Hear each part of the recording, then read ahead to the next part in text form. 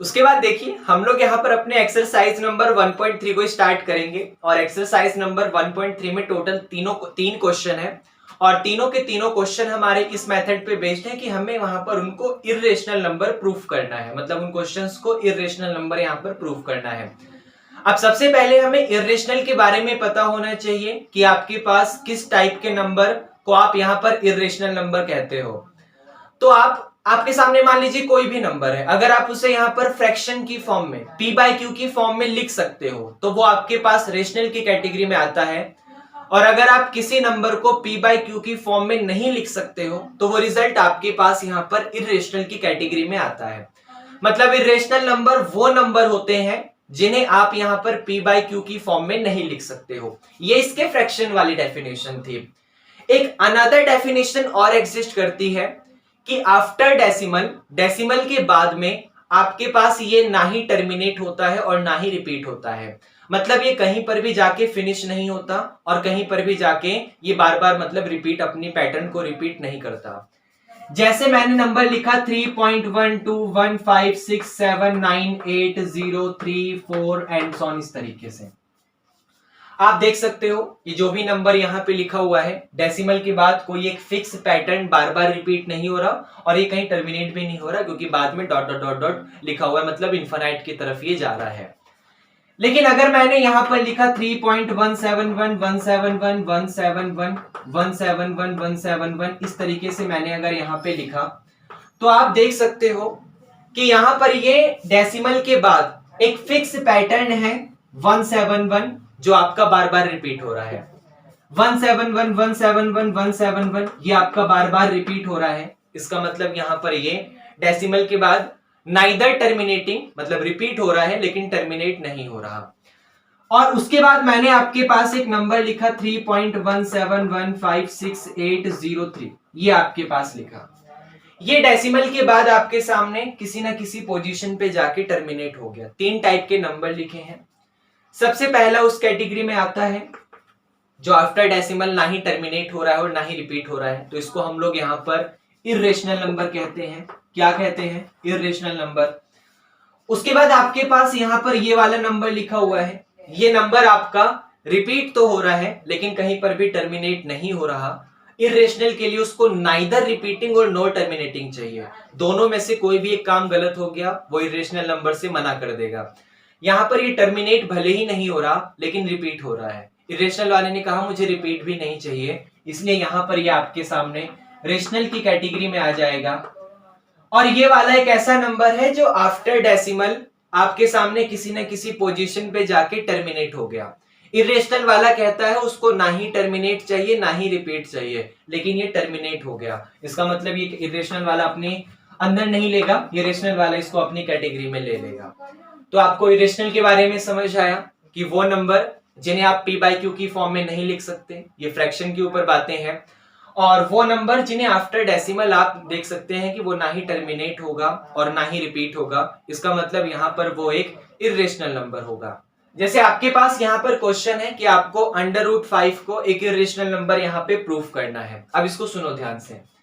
हम लोग इस क्वेश्चन को यहाँ पर करेंगे by contradiction method. Contradiction method का मतलब होता है कि आप यहाँ पर जिस क्वेश्चन को प्रूफ करने जा रहे हैं उसको आप कुछ इस तरीके से सॉल्व करेंगे कि सबसे पहले आप जो उसने बोला है उसकी अपोजिट चीज ले लीजिए, जो उसने बोला उसकी अपोजिट चीज ले लीजिए और उसको सॉल्व करने स्टार्ट करिए। कुछ समय बाद आपको ये पता चलेगा कि जो आपने लेट करा है वो गलत है। इसका मतलब सही कौन था? अनदर वाला। समझाता हूं। जैसे मान लो अभी दिन हो रही है, रात हो रही है, अभी दिन हो रही है लेकिन मैंने यहाँ पर लेट कर लिया कि मेरे सामने रात हो रही है और मैंने रात लेकर क्वेश्चन को सॉल्व करने स्टार्ट करा।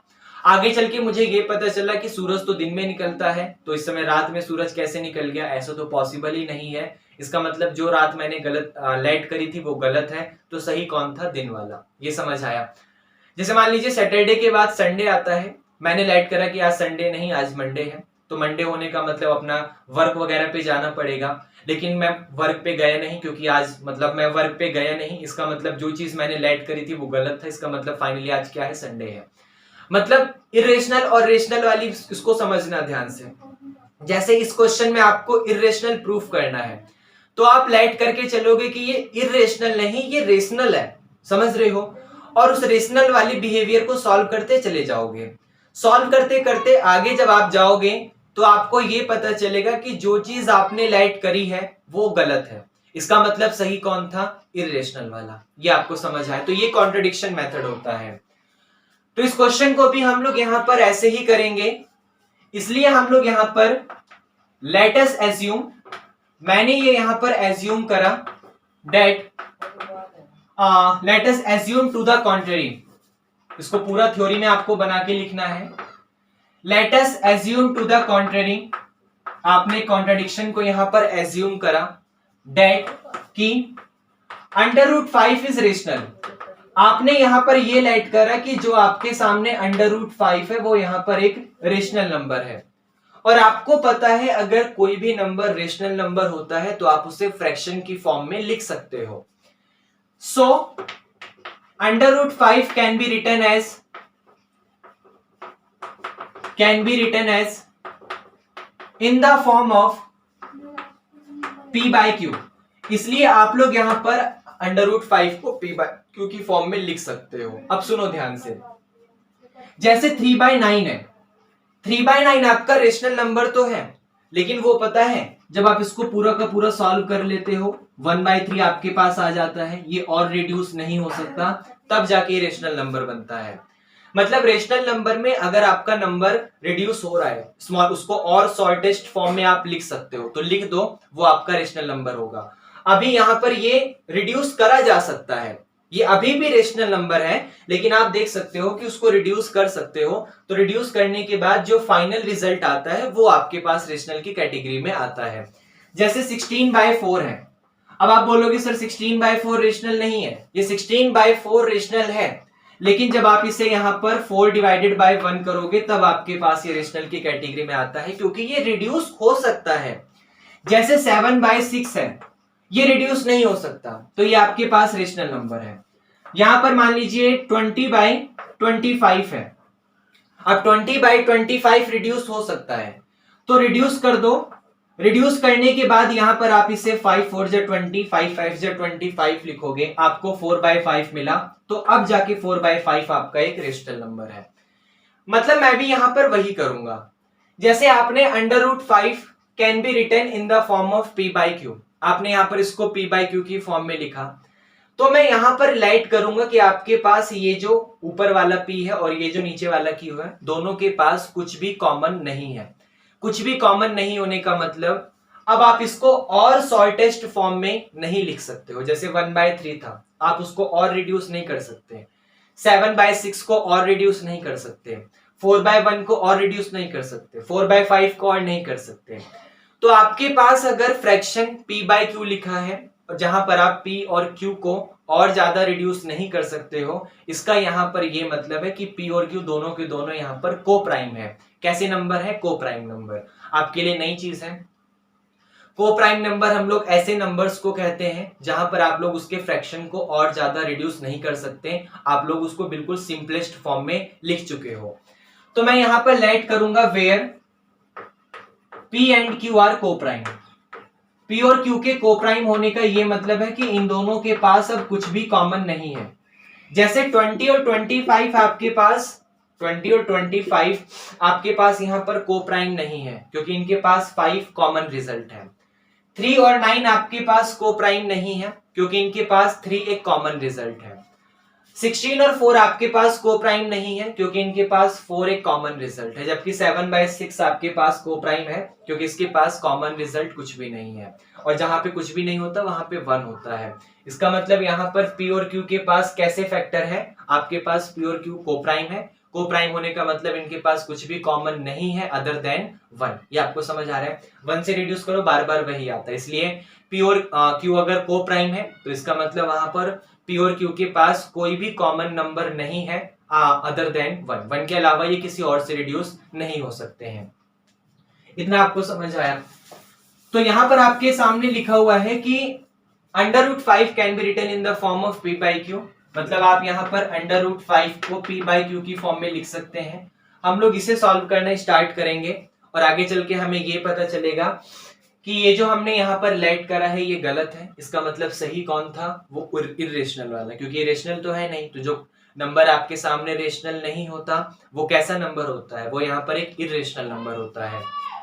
तो अगर √5 आपका p बाई क्यू है तो सॉल्व करने का स्टेप देखना मैं कैसे इसको सॉल्व करता हूं।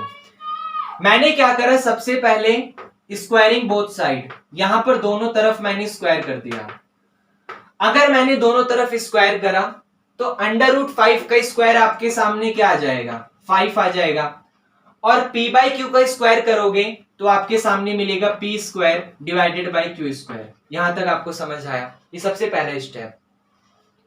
अब ये जो क्यू स्क्वायर आपके सामने यहां डिवाइड में है वो इस तरफ जाके आपके पास मल्टीप्लाई में हो जाएगा, मतलब p square is equal to आपके पास आ गया 5 के साथ क्यू स्क्वायर। इतना समझ आया। अब यहां पर ये जो 5 आपके पास क्यू स्क्वायर के मल्टीप्लाई में है उसको डिवाइड में ले आओ, तो आपके पास Q square is equal to आ गया ये वाला p स्क्वायर और इसके डिवाइड में यहां पर ये वाला 5। इतना भी आपको समझ आया। मतलब मैंने ज्यादा कुछ नहीं करा, q को मल्टीप्लाई में ले गया और 5 को मल्टीप्लाई से डिवाइड में लेकर आया, तो क्यू स्क्वायर को आप लिख सकते हो p स्क्वायर डिवाइडेड बाय 5। अब ये जो आपके सामने स्टेटमेंट लिखा है इसका मतलब समझना, उसने बोला है p square is divided by 5, मतलब p का स्क्वायर जो है वो 5 से डिवाइड हो रहा है। इसको लिख लेते हैं यहां पर 5 डिवाइड्स p स्क्वायर। जो 5 है वो यहाँ पे p स्क्वायर को क्या कर रहा है, डिवाइड कर रहा है। अब सुनो ध्यान से, 5 आपके सामने p स्क्वायर को डिवाइड कर रहा है, इसका मतलब 5 जो 5 आपका नंबर है वो p को भी डिवाइड करेगा। जैसे समझो एक स्क्वायर नंबर लो जो 5 से डिवाइड होगा, जैसे 25 आपके पास एक ऐसा नंबर है जो कि 5 से डिवाइड होता है, तो 25 का आप अगर अंडर रूट करेंगे तो 5 आएगा, मतलब 25 किसका स्क्वायर है, 25 5 का स्क्वायर है, तो 5 भी 5 से डिवाइड होगा। जैसे 225 5 से डिवाइड होता है, तो 225 किसका स्क्वायर है, 15 का, तो 15 भी 5 से डिवाइड होगा। जैसे 625 5 से डिवाइड होता है, तो 625 किसका स्क्वायर है, 25 का, तो 25 भी 5 से डिवाइड होगा। अब आप लोग अगर ये बोलो यहाँ पे कि जैसे मान लो 100 10 का स्क्वायर है, तो 100 यहाँ पर आपके सामने 5 से डिवाइड हो रहा है, तो जो 10 आएगा वो भी आपके सामने 5 से डिवाइड होगा। मतलब आप ऐसे नंबर को देखो जो किसी ना किसी नंबर का स्क्वायर है और 5 से डिवाइड हो रहा है, ये आपको समझ आ रहा है, तो उस नंबर का अंडर रूट भी आपके सामने क्या होगा, 5 से डिवाइड होगा। इसका मतलब अगर 5 डिवाइड कर रहा है p स्क्वायर को, सो 5 डिवाइड्स p, इसका मतलब यहां पर 5 भी क्या करेगा, p को डिवाइड करेगा। अब एक छोटी सी बात सोचो, p स्क्वायर बाय 5 हो रहा था, आपने अब इसको p बाय 5 लिख दिया, क्योंकि अगर किसी का स्क्वायर 5 से डिवाइड हो रहा है तो वो नंबर भी आपका 5 से क्या होगा, डिवाइड होगा। अब अगर कोई नंबर आपका 5 से डिवाइड हो रहा है, इसका मतलब वो 5 का मल्टीपल है। जैसे समझो 10 5 से डिवाइड होता है, तो 10 को लिख सकते हो 2 5 जा 10। 225 5 से डिवाइड हो रहा है, तो आप उसको 5 इंटू में आई थिंक 75 या कुछ ऐसा लिख सकते हो, कुछ भी आ सकता है वो। उसके बाद मैंने कुछ भी हो सकता है वो, मैंने लेट करा यहाँ पे जैसे 625 आपका 5 से डिवाइड हो रहा है, तो आप उसको 125 इंटू 5 लिख सकते हो। 25 आपका 5 से डिवाइड हो रहा है, तो आप उसको 5 इंटू 5 लिख सकते हो। 20 आपका 5 से डिवाइड हो रहा है, तो आप उसको 4 इंटू 5 लिख सकते हो। उसके बाद 15 आपका 5 से डिवाइड हो रहा है, तो आप उसको 5 इंटू 3 लिख सकते हो। मतलब अगर कोई भी नंबर आपका 5 से डिवाइड हो रहा है तो वो नंबर आपका 5 का मल्टीपल है। वैसे ही यहां पर ये जो p है वो डिवाइड हो रहा है किससे, 5 से, इसका मतलब p यहां पर एक कैसा नंबर है, p यहां पर 5 का क्या है, मल्टीपल है। तो मैंने लाइट करा यहां पर जो p है वो 5r है। r का मतलब कुछ भी हो सकता है, 5 4 जा 20, 5 1 जा 5, 5 2 जा 10, 5 3 जा 15, 5 5 जा 25, 5 6 जा 30, कुछ भी हो सकता है। r आपको समझ आ रहा है। तो मैंने लाइट करा p is equal to 5r, और मैं ज्यादा कुछ नहीं करूंगा, फिर से स्क्वायरिंग बोथ साइड, मैंने फिर से यहां पर दोनों तरफ स्क्वायर कर दिया। तो p is equal to 5r का स्क्वायर हो जाएगा, p square is equal to 5 का हो जाएगा 25 और r का हो जाएगा r स्क्वायर। इतना आपको समझ आया। अब आपने इस कंडीशन का नाम सेकंड दिया और इस कंडीशन का नाम यहां पर फर्स्ट दिया, और अपने इक्वेशन नंबर सेकंड को, जो कंडीशन नंबर सेकंड है, उसको उठा के फर्स्ट में पुट कर दो। पुटिंग कंडीशन सेकंड, या मैं इक्वेशन भी कह सकता हूं, इन इक्वेशन नंबर फर्स्ट मैंने यहां पर पुट कर दिया। तो जहां पे स्क्वायर लिखा है अब मैं उसकी जगह क्या लिख सकता हूं 25r²। तो आपका ये क्यू स्क्वायर तो एज इट इज है, ये जो पी स्क्वायर लिखा है उसकी जगह मैं 25r² और डिवाइडेड बाय ये वाला 5 लिख सकता हूं। इतना भी आपको समझ आया। अब उसके बाद यहां पे 5 5 जा 25, तो आपके पास क्या आ गया Q square is equal to 5r²। ये आपके पास आ गया, 5 मल्टीप्लाई से डिवाइड में आएगा तो r² की क्या वैल्यू आ गई क्यू स्क्वायर और डिवाइडेड बाय 5। फिर से वही बात, अगर आपका Q square divides by 5, Q square आपका 5 से डिवाइड हो रहा है, then Q is also divide by 5, तो आपका जो क्यू होगा वो भी यहां पर डिवाइड बाय 5। मैंने ये जो स्टेटमेंट लिखा है 5 डिवाइड्स पी, 5 पी को डिवाइड कर रहा है, या Q is also divided by 5, Q 5 से डिवाइड हो रहा है, मतलब वही है कि जो आपका डिवाइजर है वो 5 है और जो डिविडेंड है वो क्यू स्क्वायर या फिर पी स्क्वायर या फिर पी या फिर क्यू है। समझ रहे हो। अब आपने यहां पर देखा कि q is also divided by 5, मतलब q भी आपका 5 से डिवाइड हो रहा है, means q is also a multiple of 5, means q is also a multiple of 5। q भी यहां पर क्या है 5 का मल्टीपल है। अब एक छोटी सी बात सोचो, आपका p भी 5 का मल्टीपल है और यहां पर आपका q भी 5 का मल्टीपल है। p और q दोनों के दोनों यहां पर क्या है 5 के मल्टीपल है। अब सुनना ध्यान से, आपने लेट करा था कि p और q दोनों के दोनों को प्राइम है, दोनों के दोनों क्या है को प्राइम है। को प्राइम होने का मतलब इनके पास कुछ भी कॉमन नहीं है, लेकिन आप देख रहे हो कि p भी आपका 5 का मल्टीपल है और q भी आपका 5 का मल्टीपल है, मतलब दोनों के पास एटलीस्ट 5 तो कॉमन है। 5 का मल्टीपल कुछ भी और हो सकता है, लेकिन उनके पास एटलीस्ट 5 तो कॉमन है। और आप लेट करके चले थे कि उनके पास कुछ भी कॉमन नहीं है। आप ये बोल रहे हो कि उनके पास कुछ भी कॉमन नहीं है, क्वेश्चन वाला सॉल्व करने के बाद ये बता रहा है कि उनके पास 5 कॉमन है। इसका मतलब जो आपने लेट करा था वो क्या है, वो आपके सामने गलत है। क्योंकि आप अगर इस क्वेश्चन को इर्रेशनल मान के चल रहे हो तो आपका क्वेश्चन गलत हो रहा है, आगे चल के आपको गलत चीजें मिल रही हैं। इसका मतलब ये यहाँ पर इर्रेशनल नहीं है, तो सॉरी यहाँ पर ये रेशनल नहीं है, तो यहाँ पर ये क्या होगा, यहाँ पर ये इर्रेशनल होगा।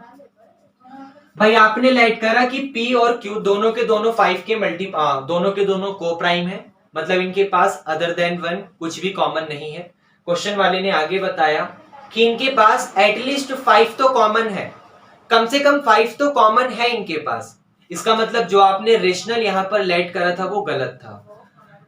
मतलब so our supposition is wrong, या फिर इसको इस तरीके से लिखो, this contradict the fact, this contradicts the fact, मतलब जो फैक्ट आपने यहां पर लेट करके चला था वो कॉन्ट्राडिक्ट हो गया, वो गलत हो गया। सो उसके बाद लिखो आवर सपोजिशन इज रॉन्ग, इसलिए जो हमने यहां पर सपोज करा था वो क्या है, वो गलत है। और जब हमारी सपोजिशन यहां पर रॉन्ग है, मतलब यहां पर ये रेशनल नहीं है, तो फिर क्या हो जाएगा, ये इर्रेशनल हो जाएगा। So finally √5 is irrational. इसका मतलब यहां पर जो √5 है वो आपका इर्रेशनल नंबर है। थोड़ा सीरियस होके मैंने समझाया क्वेश्चन को क्योंकि ना क्वेश्चन काफी अच्छा था, इसलिए मैंने थोड़ा सीरियस होके पढ़ाया। अगर थोड़ा ऐसी हो जाता आसान सा तो मैं फनी हो जाता बीच में। लेकिन सुनो ध्यान से भाई, √5 को इर्रेशनल प्रूफ करना था। इर्रेशनल प्रूफ करने का मतलब आपने कॉन्ट्राडिक्शन लेट करा कि वो यहां पर रेशनल है। रेशनल लेट करने के लिए आपने उसको यहां पर p/q की फॉर्म में लिखा, क्योंकि रेशनल को आप p/q की फॉर्म में लिख सकते हो। समझ आ रहा है आपको। अब आपने रेशनल को p/q की फॉर्म में लिखा, तो ये जो रेशनल में p और q होते हैं ना, इनके पास कुछ भी कॉमन नहीं होता। यहां पर ये जो p और q होते हैं वो को प्राइम होते हैं। को प्राइम का मतलब इनके पास कुछ भी कॉमन नहीं है अदर देन 1। आपने क्वेश्चन को सॉल्व करा, आगे चल के आपको ये पता चला कि दोनों के दोनों के पास 5 आपका एक कॉमन रिजल्ट है। आपने 1 लेट करा था, इसने 5 दे दिया, ये चीज गलत हो गई। इसका मतलब हमारा जो फैक्ट था वो गलत था, और फैक्ट के गलत होने का ये मतलब है कि हमारी सपोजिशन रॉन्ग थी, इसलिए यहां पर ये रेशनल नहीं इर्रेशनल नंबर हो जाएगा। समझ आया आपको क्वेश्चन नंबर 1? ओके। उसके बाद देखिए आपके सामने क्वेश्चन नंबर 2 लेके आया हूं। क्वेश्चन नंबर 2 आपके सामने लिखा हुआ है कि 3 प्लस 2√5 को आपको यहाँ पर एक इरेशनल नंबर प्रूफ करना है। और इरेशनल नंबर प्रूफ करने के लिए सेम वही मेथड हम लोग यूज करेंगे, बाय कॉन्ट्राडिक्शन मेथड। हम लोग ये लेट करके चलेंगे कि यहाँ पर ये आपके सामने रेशनल है, रेशनल होने का मतलब इसे p बाई क्यू की फॉर्म में लिख सकते हो, वगैरह वगैरह लेट करेंगे। और फिर आगे चल के पता चलेगा कि जो चीजें हमने लेट करी थी वो यहाँ पर एक गलत है। इसका मतलब सही कौन है? जो हमने यहाँ पर गलत लेट करा था उसका अपोजिट, मतलब हमने रेशनल लेट करा था वो गलत है, तो सही कौन है? इरेशनल वाला। ये चीजें होंगी, ध्यान से समझना। देखो करने के लिए दो ऑप्शन है, दोनों में से आप किसी भी ऑप्शन का यहाँ पर यूज कर सकते हो, दोनों ही वैलिड होगा यहाँ पे। जैसे समझो, सबसे पहले आपने यहाँ पर लेट करा, let us assume to the contrary, हमने यहां पर एक कॉन्ट्ररी को यहां पर एज्यूम करा, डेट वो क्या थी कि 3 प्लस 2√5 इरेशनल नहीं, यहां पर ये एक रेशनल नंबर है, यहां पर ये एक रेशनल नंबर है। अब 3 प्लस 2√5 अगर आपके पास रेशनल होगा, so 3 plus 2√5 can be written as p by Q, क्योंकि अगर ये रेशनल नंबर है तो आप इसे यहां पर p बाई क्यू की फॉर्म में लिख सकते हो। अब सुनो, रेशनल को डिफाइन करने की बहुत सारी कंडीशन है। आप लोग अभी 10th क्लास में हो, छोटी छोटी चीजें पता है, जब आप लोग और बड़े होगे, नंबर सिस्टम पढ़ोगे एडवांस मेथड की, तो वहां पर आपके सामने इतनी सारी चीजें आएंगी कि आपको समझ ही नहीं आएगा। तो रेशनल को डिफाइन करने का एक मेथड और है कि rational number can be written as of the form p by Q where q is not equal to 0। ये मैंने लास्ट क्वेश्चन में भी यूज नहीं किया था, वेल डिफाइन है, आप लोग लेट करके चलना। where q denominator is not equal to 0 and p and q are integer, p और q आपके पास यहाँ पर इंटीजर होते हैं। अगर आपने दोनों में से किसी भी एक को इरेशनल वगैरह ले लिया तो काम गलत हो जाएगा। जो आपका यहाँ पर फ्रैक्शन में p बाई क्यू लिखा है, वहां पर चाहे p की बात हो या फिर आपके सामने q की बात हो, ये दोनों के दोनों यहाँ पर इंटीजर होते हैं। जैसे माइनस का 6/7 दोनों के दोनों इंटीजर है, 4/5 दोनों इंटीजर है, 33/9 दोनों इंटीजर है, 7/14 दोनों इंटीजर है, रिड्यूस करने के बाद 1/2 दोनों इंटीजर है। मतलब आपके पास जो रेशनल नंबर होगा वहां पर डिनोमिनेटर 0 नहीं होता, ये वेल डिफाइंड कंडीशन है। और ये जो p और q होता है, p एंड q, वो दोनों के दोनों कैसे होते हैं? वो दोनों के दोनों आपके पास यहाँ पर इंटीजर्स होते हैं। अब समझना ध्यान से, आपने 3 प्लस 2√5 को p बाई क्यू लेट करा, where q is not equal to 0 and p and q are integers. अब यहां पर अंडर रूट के अलावा जितनी भी चीजें हैं लेफ्ट साइड में, सबको राइट में ले जाओ। जैसे सबसे पहले यहां पर इस +3 को देखो, ये प्लस का 3 आपका यहां लेफ्ट से उठ के उस तरफ जाएगा तो प्लस उधर जाके माइनस हो गया। मतलब आपका जो 2√5 लिखा है वो आपके पास हो गया p बाई क्यू, और ये +3 इस तरफ आके माइनस, डिवाइड में कुछ नहीं लिखा तो 1 लेट कर सकते हो। अब यहां पर इसको एलसीएम लेके सॉल्व करो तो 2√5 इज इक्वल टू q और 1 का एलसीएम q आएगा, q से q कैंसिल, p बचा, 3 की मल्टीप्लाई q में करोगे आपके पास 3q आ जाएगा। इतना समझ आया? अब ये जो 2 यहाँ पे मल्टीप्लाई में है वो इस तरफ आके आपका डिवाइड में आ जाएगा, मतलब √5 is equal to p minus का 3q और डिवाइडेड बाय यहाँ पर 2q। ये भी समझ आया? अब एक छोटी सी बात सुनो, आपने p by Q number let करा, जैसे मान लो 4/5।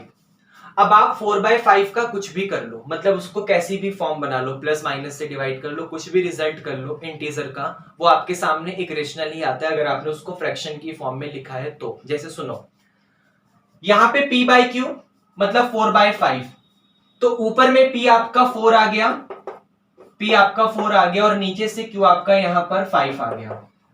अब अगर आप कुछ इस तरीके का कॉम्बिनेशन बनाओगे कि p में पहले q में 3 की मल्टीप्लाई, फिर p में से माइनस, फिर 2q से डिवाइड, तो देखो क्या आएगा, जहां जहां p लिखा है वहां वहां 4, जहां जहां q लिखा है वहां वहां 5। तो ये हो जाएगा 4 माइनस का 3 इंटू में 5 और डिवाइडेड बाय 2q। 2q का मतलब है फिर से आपका 2 इंटू में 5, तो 4 माइनस 3 5 जा 15 और 2 5 जा 10, 4 माइनस 15 मतलब -11/10। आपके पास एक रेशनल ही आया है। मान लो आपके सामने लिखा है 7/9 या माइनस का 7/9, मान लो ये लिखा है, आप इसको इस तरीके से बनाओ, p की जगह -7, q की जगह 9। तो ये हो जाएगा माइनस का 7 माइनस का 3 इंटू में 9 डिवाइडेड बाय यहाँ पर 2 इंटू में q की जगह 9। तो माइनस का 7 माइनस का 27 डिवाइडेड बाय 9 टू 18, 27 में 7 करोगे तो 13, 3 यहाँ पर गया और 4 वहां पर 34 आ गया। पक्का? हाँ 34 आएगा, क्योंकि 3 यहाँ पर गया तो बचा कितना, 7 में से 4 बचा, वो 34 हो गया। ठीक है, तो माइनस का 34 डिवाइडेड बाय 18, आपके पास एक रेशनल आ गया, आप देख सकते हो 17/9 माइनस का। तो आप कुछ भी कर लो, रेशनल नंबर के साथ कैसा भी कॉम्बिनेशन ले लो, प्लस माइनस 2 की मल्टीप्लाई 3 से डिवाइड, कुछ भी मल्टीप्लाई डिवाइड का ऐसा कॉम्बिनेशन ले लो, वो रिजल्ट आपके पास यहाँ पर एक रेशनल नंबर ही रहता है। अब एक छोटी सी बात सुनो, आपने अभी अभी प्रूफ करा कि √5 यहाँ पर एक इरेशनल नंबर है, और राइट साइड में आपने ये लिख दिया कि ये आपके पास एक रेशनल नंबर है। अब क्या कभी कोई रेशनल और इरेशनल आपस में इक्वल हो सकता है? नहीं हो सकता, क्योंकि रियल नंबर दो पार्ट में डिवाइड होता है, जहां पर एक पार्ट में रेशनल जाता है और अनदर पार्ट में इरेशनल जाता है। कहने का ये मतलब है कि अगर कोई नंबर आपके सामने रेशनल है तो वो इरेशनल नहीं होगा, और अगर वो इरेशनल है तो वो रेशनल नहीं होगा। इसका मतलब आपने यहां पर ये प्रूफ कर दिया कि इरेशनल रेशनल के बराबर है, मतलब आपने जो चीजें हमें बताती हैं मैथ वाली, वो तो गलत ही प्रूफ कर दी है। आप यहां पर इरेशनल नंबर को रेशनल के इक्वल कह रहे हो, तो आप लोग इसको ऐसे लिखोगे, here p and q are integer, p and q are integer, so ये p minus 3q divided by 2q is rational, इसलिए यहां पर ये आपके पास क्या हो जाएगा, ये यहां पर आपके पास एक रेशनल हो जाएगा। और ये आपके पास एक रेशनल नंबर है, इसका मतलब आपने इरेशनल को रेशनल कह दिया, तो ये गलत हो गया। This contradict the fact, this contradicts the fact that √5 is irrational. आपने यहां पर इस फैक्ट को ही गलत प्रूफ कर दिया कि √5 आपका यहां पर एक इरेशनल नंबर है। ये आपको समझ आ रहा है? मतलब आपने यहां पर √5 को इरेशनल जो हमारा होता है उसको आपने यहां पर गलत प्रूफ कर दिया कि इरेशनल नहीं होता। इसका मतलब अब तक हम जो पढ़ रहे हैं वो सारी चीजें गलत है, तो ऐसा थोड़ी होता है। तो इसका मतलब आपने जो यहाँ पर रेशनल लेट करके चला था वो आपके सामने रेशनल नहीं है, और जब कोई नंबर आपके सामने रेशनल नहीं होता इसका मतलब वो क्या होगा, वो इरेशनल नंबर होगा। So our supposition is wrong, so our supposition is wrong, इसलिए हमारी यहां पर सपोजिशन जो थी वो गलत थी। इसका मतलब फाइनली आपके पास ये जो 3 + 2 √5 है, ये यहां पर एक कैसा नंबर हो जाएगा, ये एक इरेशनल नंबर हो जाएगा। क्या आपको समझ आया? तो क्वेश्चन नंबर 2 काफी इजी था। ओके, उसके बाद आपका यहाँ पर क्वेश्चन नंबर 3 है। क्वेश्चन नंबर 3 के टोटल 3 पार्ट्स हैं, जहां पे सबसे पहला पार्ट आपके सामने है कि 1/√2 को इरेशनल हमें यहाँ पर प्रूफ करना है। करने के लिए हम लोग वही करेंगे, आप लोग सेम उसी मेथड से लिखोगे। Let us assume to the contrary that √2 is a 1/√2 is rational. That means √2 can be written as of the form p/q, where p and q are co-prime. आप इंटीजर भी कह सकते हो। q is not equal to 0। इस तरीके से आप लोग यहाँ पर अपने स्टेटमेंट को लिखोगे। लिख लेते हैं, चलो। तो सबसे पहले हमने यहाँ पर एज्यूम करा, let us assume to the contrary। हमने यहाँ पर एक कॉन्ट्ररी को एज्यूम करा that 1/√2 is rational। 1/√2 आपके सामने एक रेशनल नंबर है, और अगर ये रेशनल नंबर हुआ तो आप 1/√2 को p/q की फॉर्म में लिख सकते हो, जहां पर q आपका 0 नहीं है और p और q आपके पास दोनों के दोनों कैसे नंबर हैं, ये आपके पास यहाँ पर कोप्राइम है। और याद रखना कोप्राइम आप लोग इंटीजर का ही फाइंड करते हो, तो आप लोग उसे कोप्राइम लिखो, इंटीजर लिखो, एक ही बात आएगी। कोप्राइम लिखोगे बहुत ही बेटर रिजल्ट माना जाएगा। समझ रहे हो? तो 1/√2 आपके सामने p/q, q 0 नहीं है, p और q आपके पास कोप्राइम है। ये वही कथा है जो अब तक हम लिखते हैं बार बार। अब सॉल्व करने के लिए देखो दो ऑप्शन है, आप लोग यहाँ पर क्या करो, सबसे बेटर ऑप्शन आपको बताता हूं। आप लोग एक काम करो, 1/√2 में ऊपर नीचे रेशनलाइज कर दो। आप लोग ऊपर नीचे क्या करोगे, इसका रेशनलाइजेशन कर दोगे। तो √2 की मल्टीप्लाई 1 में करोगे, आपके पास √2 आएगा। √2 की मल्टीप्लाई √2 में करोगे, आपके पास 2 आएगा। इजी था। भाई नीचे अंडर रूट मिल गया, आपने रेशनलाइजेशन कर दिया, आपके पास ये आ गया is equal to P by Q. जो ये 2 आपका डिवाइड में है वो जाके मल्टीप्लाई में हो जाएगा, तो आपके पास 2p डिवाइडेड बाई क्यू आ गया। यहां तक भी समझ आया। Where p and q are integer, अगर आपके पास हेयर लिख लो, अगर आपके पास यहां पर p और q इंटीजर है, p and q are integer, क्योंकि ये जो को प्राइम होता है, ये को प्राइम आप किसका फाइंड करते हो, इंटीजर का, आप समझ रहे हो। तो p और q आपके पास यहां पर इंटीजर है, जनरली पॉजिटिव इंटीजर बोल रहे हैं लेकिन हम लोग इंटीजर लेट कर रहे हैं। p और q आपके पास इंटीजर है, इसका मतलब सो 2p अपॉन में q आर रेशनल, क्योंकि आपने अगर इंटीजर को फ्रैक्शन की फॉर्म में लिख दिया जहां पर डिनोमिनेटर आपका 0 नहीं है तो वो रिजल्ट आपका रेशनल नंबर बन जाएगा।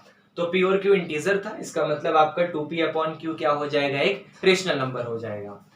अब आप इर्रेशनल को यहां पर रेशनल कह के चल रहे हो, इसका मतलब आप एक इर्रेशनल क्वांटिटी को रेशनल कह रहे हो, दो दुश्मनों को आपस में एक साथ मिला रहे हो। रियल नंबर दो पार्ट्स में डिवाइड होता है, एक रेशनल और एक इर्रेशनल।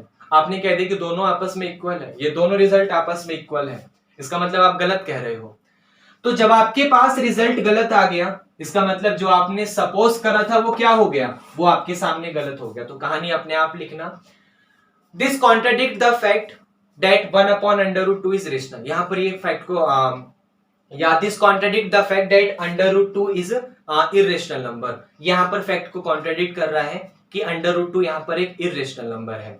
जब अंडर रूट 2 यहां पर इर्रेशनल है, ये इसको गलत बता रहा है, इसका मतलब हमारी सपोजिशन ठीक थी कि 1 upon under root 2 is not a rational number, it is a irrational number. इस तरीके से आप लोग यहां पर जैसे 1 और 2 में थ्योरी बनाते हैं, आप लोग इसे यहां पर लिख देना।